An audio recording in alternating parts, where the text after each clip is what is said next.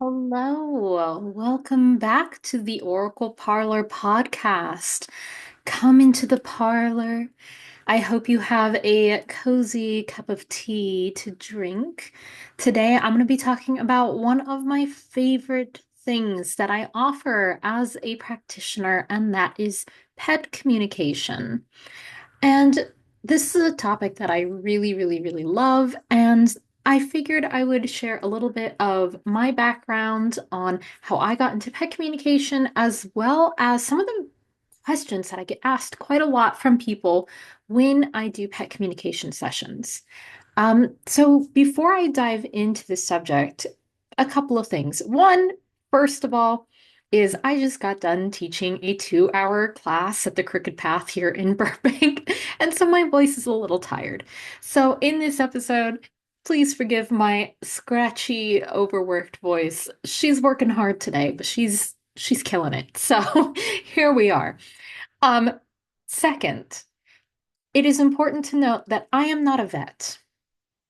And so, when it comes to pet communication, it is extremely important to note that as pet communicators, we're not vets unless we are, unless the pet communicator in question actually has a license and a background education in veterinary experience. We are not vets in this manner. And so, when pet communicators give readings, it's really important that we mention this and bring attention to that because I always tell people to take what I say with a grain of salt. And if anything does come up that is concerning, they're always more than welcome to take that information to their vet, but they definitely don't have to tell their vet that they talked to a pet psychic. So, with that being said, let's get started. Um, I really feel like pet communication is not as popular as some other forms of um, psychic work. And it was really difficult for me when I was trying to first start out on this journey because there weren't as many resources as there were for tarot. Um, Even tea leaf reading has a lot more books and sources for me to pull from. Now, if you know me at all, you will know that I am a book nerd and I am first and foremost a teacher and a student. I'm a forever teacher, forever student. I'm always learning and I'm always pushing myself to share what I've learned with others. And so it was really difficult for me when I started out. So I didn't even realize that I was communicating with pets when I began this journey. And it's funny because the pet communicators that I have read from their experiences, the few that I have found, a lot of them will say, "Oh, yes, I've been communicating with pets ever since I was a child." And I am not one of those people. So it's funny because uh, it's the reverse for me when it comes to spirits and entities, where I am one of those people that I've been able to sense and experience in different ways, spirits and entities. I didn't, it was not something I had to learn. It was something that I've always been able to do. And there's nothing wrong, by the way, of having to learn a topic if you're interested in that topic. Some people come out and they're like, yeah, I can do this. And some people are like, I want to do that. I'm going to learn how to do it. It's really important to know that when it comes to any kind of psychic abilities or intuition, we all have the ability to learn it. And so for me, pet communication was not something I've always been able to do, but I noticed it started to happen. And so I started to learn it. So my journey with pet communication actually begins with Reiki. For anyone who doesn't know what Reiki is, it's a form of energy work and it stems from Japan and is based around Japanese culture and traditions. And there's a lot to say about Reiki in itself, but for a very long time, I wanted to learn Reiki. I wanted to really dive into an energy work practice. And I had tried a couple of different things before ultimately choosing Reiki as the practice that I wanted to really dive into. And one of the most common things I have heard about people getting into energy work, especially Reiki, is that once people have started that journey, other psychic senses blew wide open. And I would say for me, that's what happened with pet communication. So I currently am a level 3 Reiki master teacher. And when I started, um, one of the things that I would do is I would practice Reiki with my cats. I have 3 cats. And so I made it a practice to not only work on myself, but also work on my cats if they were willing to do so. And so one day when I was at home and I was practicing Reiki, I was sitting with my cat in my lap. And this particular cat, she was a cat that I personally rescued from a dumpster. A little bit about her story is that I was in a parking garage and I thought I heard a kid and I followed the sound and realized it was a kitten in an empty dumpster that someone had very obviously thrown in there and she could not get out. And she was only a few months old. And I climbed into that dumpster and I couldn't, I tried to climb into the dumpster and eventually I managed to get her out. And I ended up adopting her and socializing her. So that's her backstory. So I'm sitting with her in my lap and I'm practicing Reiki on her, and she's sitting in my lap and I'm doing this energy work on her. And suddenly, out of nowhere, she tells me psychically that she doesn't like when I bring up her past, that she doesn't like when I talk about her history, her backstory, because it's traumatic and it was traumatizing for her because every time I would bring it up and tell people those stories while she was in the room, it was like opening a wound, essentially. And how she told me this was through different psychic senses that all kind of mixed into one. So it was like all of a sudden I knew the information. And when I all of a sudden knew that information, I also saw the moment I had pulled her out of the dumpster. But then I also saw me telling her, people about her backstory. And at the same time, I got the emotional feeling of discomfort and that traumatic experience and sadness and upset. And I realized in that moment that I had gotten all this information very quickly all at once. And it hit me like a ton of bricks. And I took a beat to kind of be like, wait a minute, was that me? Because again, discernment. If you've listened to the other podcast episodes, you know I'm very adamant about using our discernment with things like this. And so I was like, did I just make that up, or did I just pick up on something? And so I decided to test out this intuitive ping that I got about my cat not wanting me to talk about this, and I followed that. I started to make it a point to not bring that topic up at home, not talk about it at home, not because it was something that even me and my partner would often like bring up and be like, "Oh, she's changed so much since we've pulled her out of the dumpster, since you rescued her, and da da da da da." So I even told my partner, let's just stop bringing this topic up and this uncomfortable thing up because I got this feeling. And so I started to make it a point not to discuss it. And I noticed that her mood was shifting and she was a lot more relaxed. And again, I was like, did I really pick up on that? And I still couldn't believe it. And the reason why I couldn't believe it was because it's my cat. And I know my cat extremely well. And I was convincing myself that because I know my cat so well, that I was simply just putting together some sort of assumption. And when this had happened, this was, I want to say, it was about 2022. And so I, at the time, was already a practicing witch. I had been working as a practicing witch for many years, and yet I was still here trying to convince myself that, oh no, I didn't communicate with my cat. I just simply know my cat. Until I had a moment that I could not explain. Not long after this experience happened, couple, I want to say a couple months, I went and visited my mom.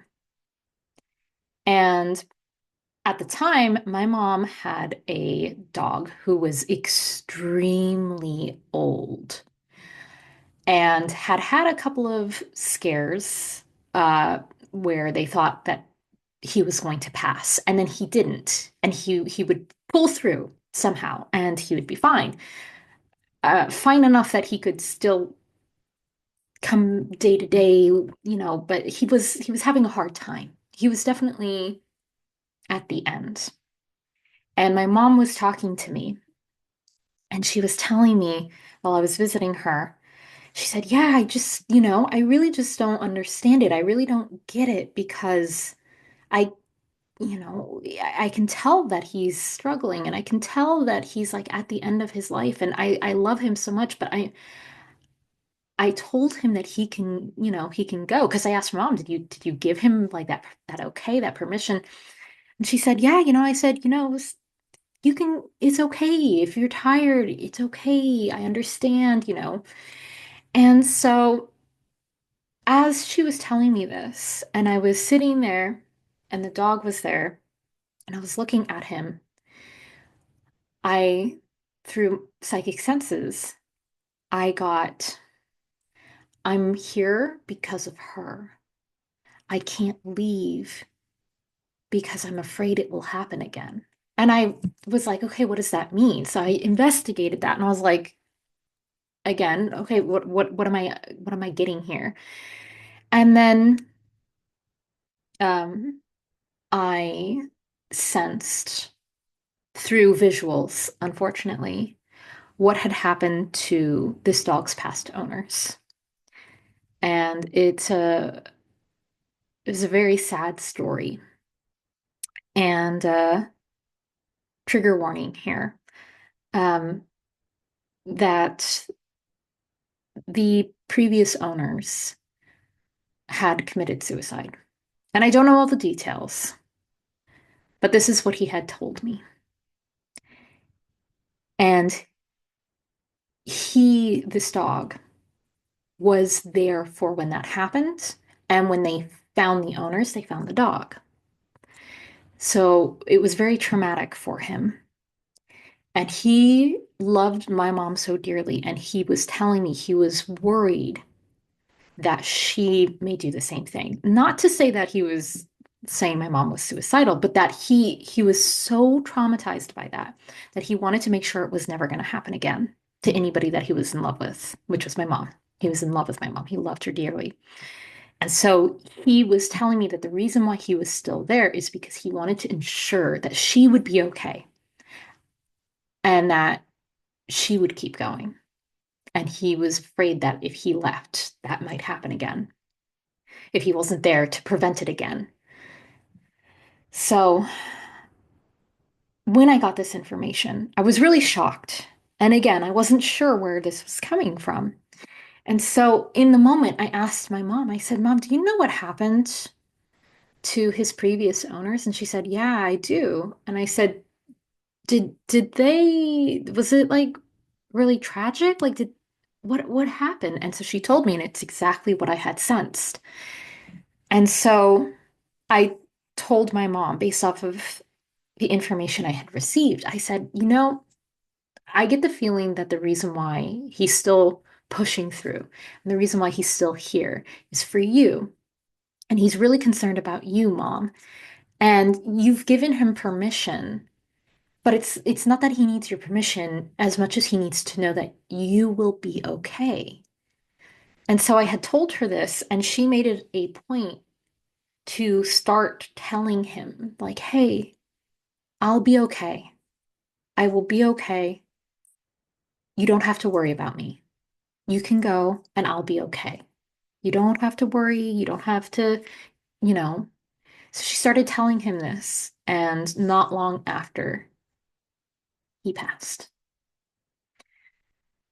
And it was from that moment that I realized that I really was picking up on something outside of myself, and that I really was communicating with animals because I did not know my mom's dog. My mom lives 8 hours away. I rarely get to see her in person at all, much less her dogs. I had maybe seen this dog once before, and my mom never told me the story of how she got this dog or what his history was or anything.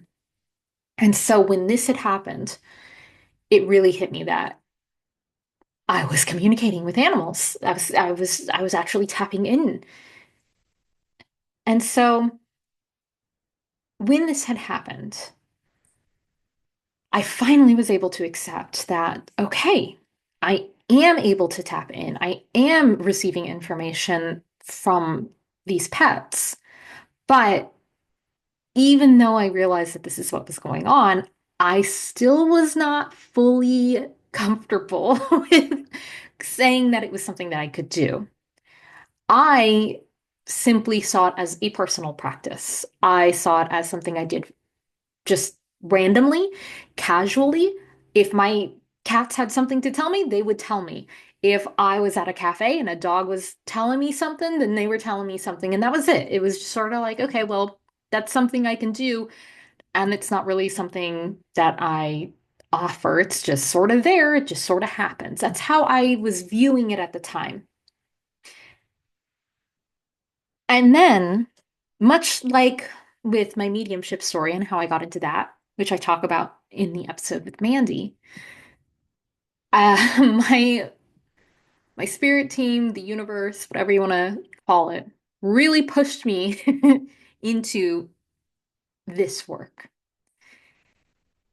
because after I finally accepted this and I started just using it as a personal practice at home, months had gone by, almost honestly, almost a year or two had gone by since I realized this was something that I could actively do. Yeah, about a year. And had to think about it. And I started getting clients, my usual clients, walk-ins, emails. I started getting a lot of people asking me if I offered pet communication. Now, I had never spoken to anyone about this other than my mom and like my partner. It was something that was very private to me. It was something that I did just for me, and it was not something I discussed or vocalized in any way. Yet all of a sudden, out of nowhere, all at the same time, I started getting all these messages of people saying, "Hey, so I see that you can like read energy and read tarot cards and yada yada, but can you also like communicate with pets?" Completely unrelated. And at the time, I was telling people, the first few people I said, no, this isn't something I do. It's not something I offer. I can, but I don't offer it as a service. And so I would, suggest them out to other readers. Which honestly, I only knew at the time one other reader, and that was my Reiki teacher who also offered pet communication. And so I decided, after getting many different messages from many different people, I decided to reach out to my teacher and say, like, hey, I've been sending people your way because, a lot of people are asking for this service and it's just not, something I currently offer. And my teacher turned around and said, do you think that perhaps maybe you're being invited into this offering? Do you think that perhaps maybe this is spirit's way of, the universe's way of getting you to do this offering? And I was really surprised when they said that. And I was like, I don't know if I'm really able to. And they actually said, I think you're ready. I absolutely think you're ready. I think you can do this, and I think you should.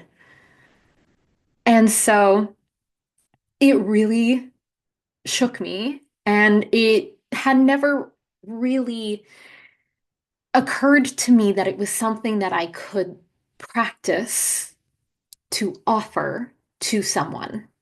Like I said, I always considered, well, this is just something I do in passing for me, I guess. It's something I can do, just like I could see, spirits, or I could sense spirits. It's like, yeah, there's a spirit here. Like, what am I going to do about that? But this was taking it to the next level. And so at the time, I was a part of a mediumship community, which I also mentioned in the episode with Mandy. And in this community, people would often trade readings. So no money exchanged, simply let me practice on you, you practice on me, and then we give each other feedback. Or let me practice this thing with you and then write a review or a testimonial. And so I decided to take this to that community where I could practice with people. And so I started offering it through this community, saying, like, okay, if anybody is interested in a pet communication session, I'm offering it for trade. I'm offering it for free. I just want reviews or feedback so I can learn and I can grow and see if this is anything. When I went into it, I was just like, I just want to see if this is anything. I just want to see how this goes because in my mind, I was still convinced that I couldn't do it and I was simply just going to try and just see what happened. And what I found was every single reading I was doing, it was so easy for me to tap in and start communicating with the other person's pet and just start talking and share information and receive information and have this like conversation between me and the pet and the person who had that pet. And every single person would turn around saying, wow, that's amazing that you were able to pick up on that and this, and that. And it was really surprising to me because I was not expecting that. And after practicing and practicing and practicing and doing all these free trades and readings and getting reviews, I finally posted it onto my website that I was offering pet communication. And ever since I have been doing this. So honestly, I think I have been doing pet communication officially for a little over a year now, I think, if I have my years and my timelines correct. It may be almost 2 years. I'd have to look. But so officially I've been offering it for about a year and a half or longer. And it was not something I thought I could do at all. And here I am. And so, before I move on to some of the most common things that I get asked about pet communication, I do want to say that anybody can do this. Anybody can do this. Now, of course, for me, my avenue into realizing it was something I could do was through energy work, specifically Reiki, but it doesn't have to be Reiki. I want to make that very clear.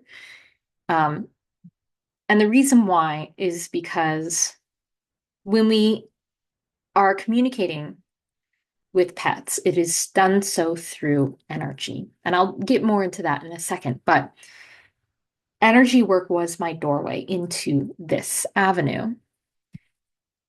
Anyone who's able to tap into and sense energies and work with energies and work within energies, who's sensitive to those things, whether you consider yourself an empath, a psychic, an intuitive, or not, you can absolutely learn and you can grow and you can practice and you can hone that skill just like I did.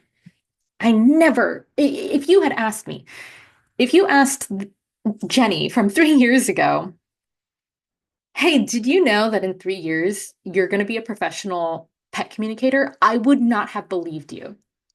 And now, when people ask me what my favorite service is to offer, I always say, hands down, pet communication. I love being a pet communicator. I love being able to offer it. And it's funny because I've been offering tarot, I've been reading tarot since I was like 12, and yet my favorite thing isn't tarot, it's pet communication. So if it's something that interests you, you can absolutely do it. And like I said, it is, or at least when I was starting to get into it, it was very difficult to find any resources. And that's why I wanted to make this episode. It's so difficult to find any kind of resource on the topic of pet communication. And I believe I was only able to find like one book on pet communication. Maybe I think maybe two actually. I think there's like two. I will post the resources. If you did not know, in every episode of this podcast, in the description, I always share my resources for the episode at hand. So, of course, I will definitely share the books that I did find. But like I'm saying, it took me a long time to find those resources. It was not easy to find, and some of them are self-published books. I think one of them is definitely a self-published book. And so finding resources of people who actually share that information openly was very difficult. And I was even looking for people on TikTok. I found like one or two people on TikTok, but even at that, a lot of these people wouldn't share the how-tos as much as they would the like, here's some fun stuff about pet communication, and here's the stuff that I'm able to pick up on, which is great. It's still information. You can still learn from it. But I wanted to like really dive into it because, like I said, I'm a forever student. I'm obsessed with learning and education and reading. I have way too many books. And so I really wanted to like get into the like study and the research of it. And it's so hard. It doesn't exist, which is funny because I feel like that helped me to push me to really do this on my own and find my own way. And I guess I'm kind of grateful for that in the end. But just because that material is not in abundance out there, like a tarot reading book or a book on spell casting, it doesn't mean that it's not possible, even if you're starting from scratch, because I was once there too. So that's a little bit about how I ended up getting into pet communication. And so I figured let's talk about a couple of the things that I often get asked. And one of the number one questions I get asked when people see that I offer pet communication is, what does that mean? How does one even communicate with pets? And so I already kind of mentioned it, but our pets, yeah, they don't speak our language, obviously. It doesn't matter what language we're speaking, they don't speak it. And they may understand some words: sit, stay, food, walk, treat, chicken, as my dog once did. Um, or for my cats, babies is the magic word. I try not to say it too loud because they'll freak out. Um, so they may understand some of these random words, but they don't speak our language. They don't fully understand it because what we are communicating with our pets isn't through language, isn't through verbal word. It's actually through energy because everything has energy. And that energy can be transformed, manipulated, and shifted depending on our emotional state of being and our state of mind. And when we are able to work within energy and sense energy, we are able to also read energy from outside of ourselves. So, not just working with our own energy field and our own energy bubble, but also others. And I feel like this is why so many people have this experience where they're starting energy work like Reiki, and all of a sudden their psychic senses get blown open because they're tuning in and honing those psychic sensitivities and doing that through their sensitivity to energies. And so it allows the crack in the door to become a full, wide open door if they allow it to flow, if they allow it to be. So when we're communicating with our pets, we're talking through our energy. And our pets will understand energetic emotional intent above all else. This is why when I talk with people, I tell them, like, if you really want your pet to understand something, you have to mean it. You have to mean it. Because people will also ask me, why is my pet doing this thing? I've told them, no, that's bad. Don't do that. Like, stop doing this thing. Don't tear up the toys. Don't pee outside the litter box, whatever it is. And I'm like, okay, well, if you are telling your pet one thing, but you feel or think another thing, they're not going to understand the words that are coming out of your mouth. They're going to understand the energetic, emotional intent behind the words. So, for example, one of the most common ones will be um, dogs with separation anxiety. And the pet owner will be like, I don't understand how I can tell my dog that I'm coming right home and they get separation anxiety and I don't know what to do. And I tell them, I'm coming home, don't worry, I'll be right home. And then I walk out the door and there's scream crying and this and that and the neighbors. So you understand. So when they tell me this story, I ask them in the moment that you are about to walk out the door, in the moment that you are planning to leave, what is your emotional, mental, overall energetic state? Because if you are telling them sweetly, Mama will be home in a moment, Mama will just be gone for like an hour, if on the inside you're really stressed and really worried that your dog is going to get separation anxiety, so you have anxiety, your dog is not going to understand the sweet, Mama will be right home. Your dog is going to understand that I'm so nervous that my dog will be so sad that I leave. And so all they understand is you're nervous, you're scared, you're sad, you're worried. So what ends up happening? They reflect that. And they'll get sad, they'll get anxious, they'll get worried, they'll get upset. So it's usually in these situations that I tell the person, you have to really mean it. You have to make it fun. You have to say it with confidence and you have to actually feel that.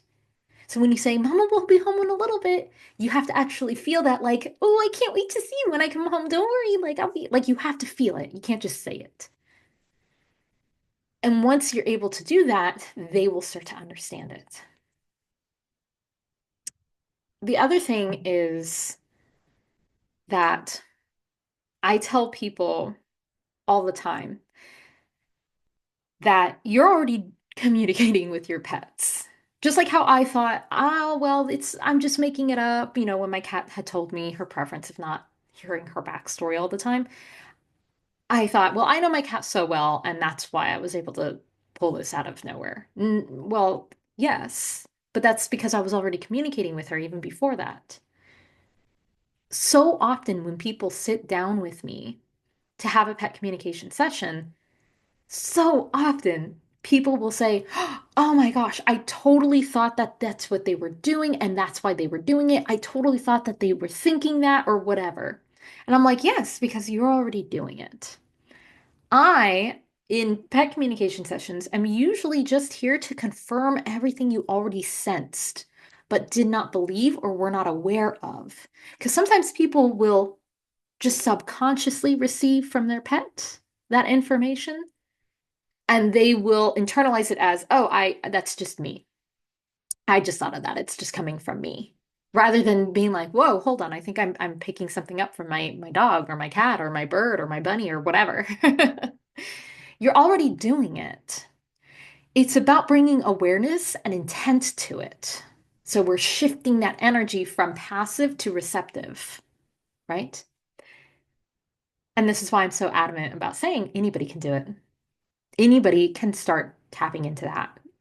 You don't have to have any kind of special background with animals in order to begin doing that sort of work. Obviously, like it helps if you love animals. But something that's super important that I wish more people understood about pet communication is even though I'm communicating with this pet, we cannot force them to do anything that they do not want to do, that they are not ready to do, that they are uncomfortable with doing, or whatever. Because animals have free will. just like humans. And I could talk to your pet for hours about how they should not pee outside the litter box and give them a million reasons why. But if they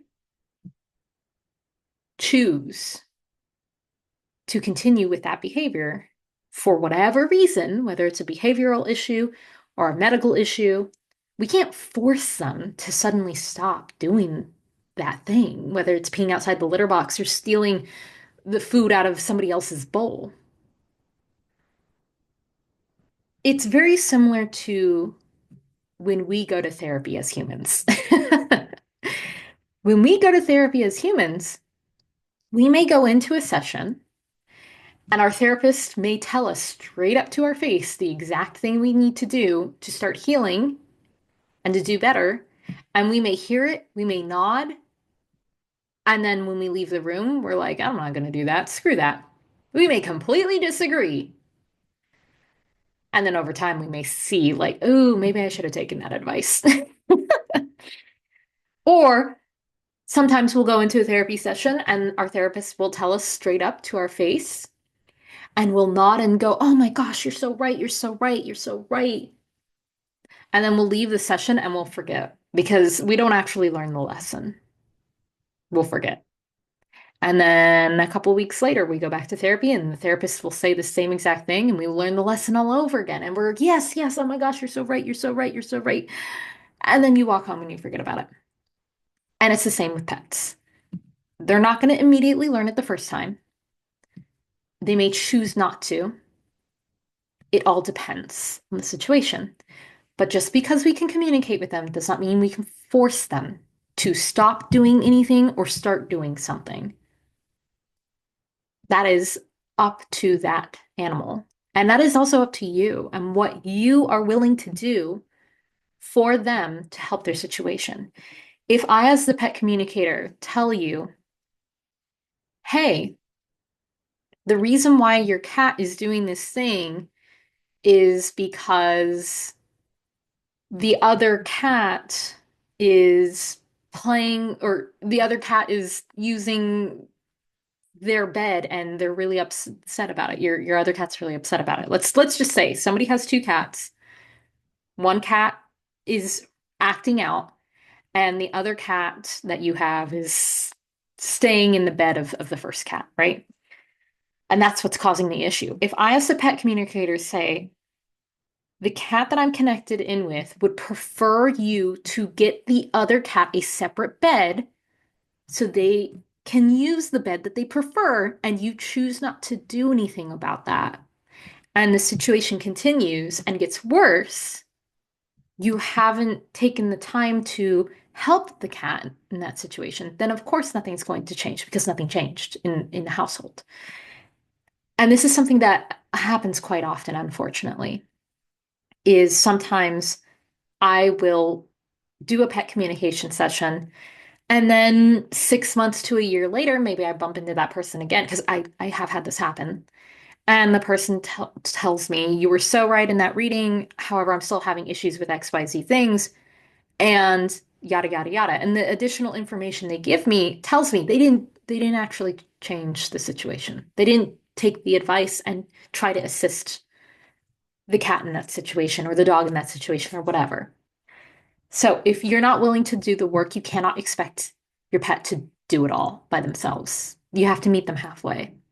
And it's a work in progress. And that's something I really wish people understood because there's this misunderstanding that if I just go to a pet communicator and have them tell my pet what to do, they'll at least listen to them. And that's not how it works. The other thing is people often worry about what our pets do and don't understand. And before I get into this one example, I have another one that I want to use first. So, um, I have had unfortunate situations of people having to decide what's best for all of the animals in their homes and whether or not they should rehome an animal. And I usually can sense this through the animal before the pet owner ever tells me that that's a conversation that was had, because the pet will tell me. And the pet owners are often very surprised that I am able to receive that information from the pet because they didn't think that the pet could understand it. But I want people to know if you're having conversations in front of your pet, they may not understand the language, they will understand the energy and be able to interpret that. They can understand the situation in that way.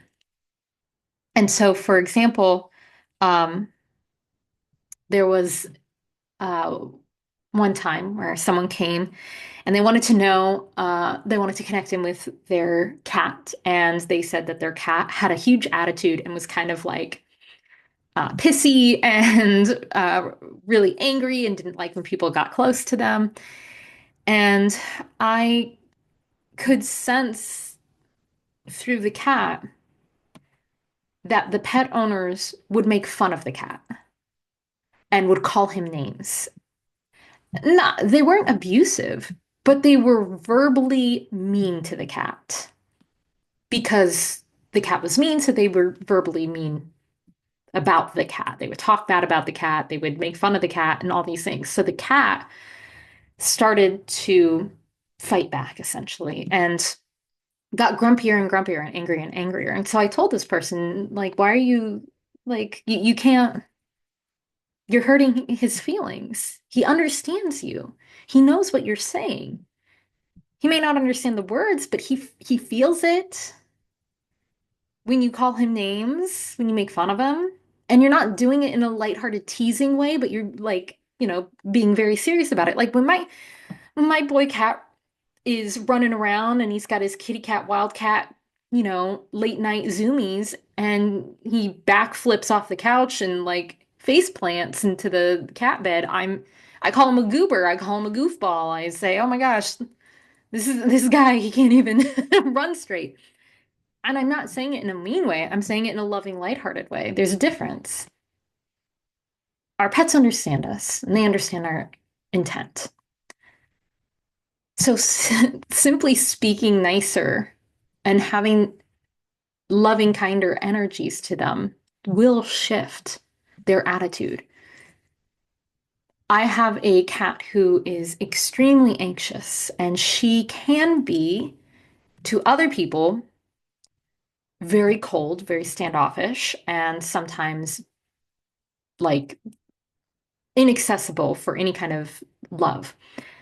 And I used to think she was like that when I was younger. And when she was much younger, she's like 7 now. So when I first got her, I didn't understand.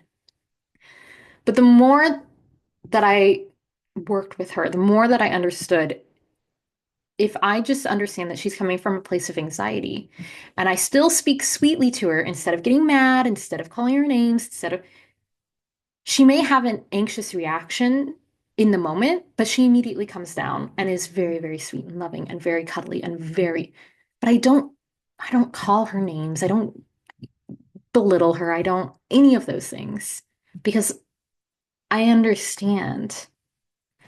And she senses that understanding and that love. And it makes a huge difference. And this is where we get to the next point, which is recently in a couple of different places, actually. I've had people ask me this directly. I recently, in another community that I am a part of, there is a pet communicator, and people ask them the same question. So I wanted to bring it up here because this is obviously a concern that a lot of pet owners have, which is a lot of pet owners are concerned that their pets understand the current state of the world and what's currently happening with Trump, with I'm recording this in the first week of March, and a lot has happened already. And people in these communities were concerned that their pets were able to understand what was going on with the global situation that it is at currently as of this recording. And the thing to understand is that pets don't understand the state of the world like we do. Pets understand lived experiences, energy, emotions, and state of mind, as I've already said. They don't understand politics and societal structures and cultures that we have personally created as humans. They don't understand that aspect of things. What they do understand is the energies that are at play right now. So, for example, if you are doom scrolling on the news because there is so much upsetting news in the world, take action, people. Do what you can.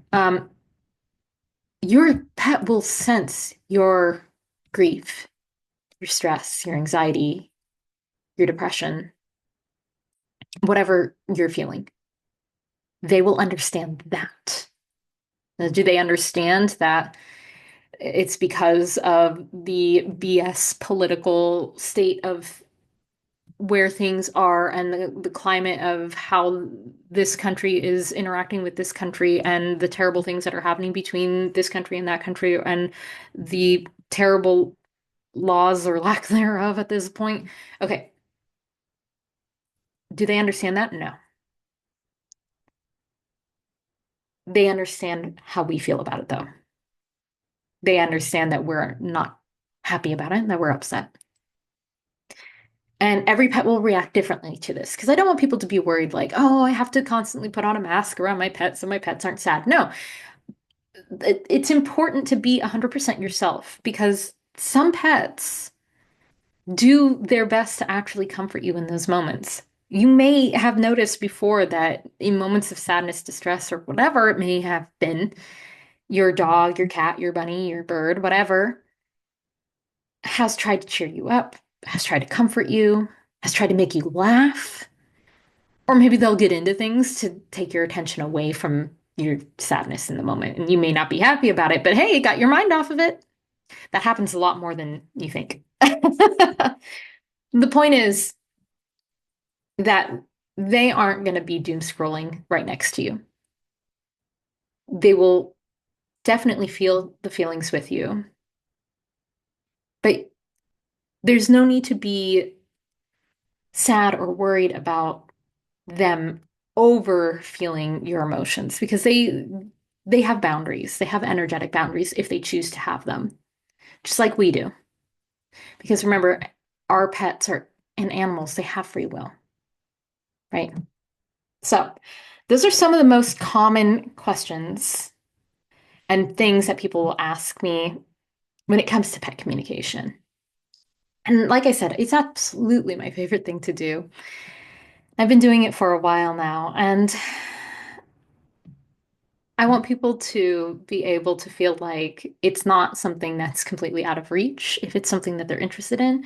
And I also want people to understand that, like, our pets are beautiful, unique little individuals. And I know a lot of, like, really loving pet parents already feel that way and already have that opinion. But I think it's really important to just keep that at our awareness that we are already connected in with them. We are already in tune with them, whether or not you call yourself a pet communicator. You are in tune with your pet and they are in tune with you, especially if you have a deep, loving relationship with them. It's absolutely already there. And all I'm doing is just bringing that to the surface and shining a light on it, saying, see, you already knew. You already did it. So I hope that you found this episode fun and interesting. If you have questions about pet communication, if you have questions in general about anything for the podcast, definitely send an email to the oracleparlor@gmail.com. I'm gonna have to double check that Gmail. But it will be in the description of this episode. So if you want to send an episode, absolutely please do. I would love to answer it on the podcast. And like always, you can always follow me, Phantasma Witch, on Instagram, on Blue Sky, TikTok, YouTube if you're not already watching this on YouTube. Uh, Let me think, is there anything? I feel like I need to write like a script or something for these end parts because I always forget something. Um, I have a Patreon. If you are interested in learning more from me, you can absolutely sign up and become a member of my Patreon, where I offer monthly magical workshops, Q&As, and so much more. Um, there's also free content over there as well, such as the end of every month, I pull a tarot card for every zodiac sign, doing tarot scopes for the month ahead. You can watch all the rewinds up until this point over on YouTube. I think the only month that's not there is January. That one's on Instagram. And definitely, if you enjoy the podcast, please make sure to like it, leave a review, leave a comment. If you're watching this on YouTube, subscribe, leave a comment, leave a like. Although at the time of this recording, I think my comments are turned off on YouTube. And thank you all again for joining me for another episode of the Oracle Parlor podcast. I will see you all next time.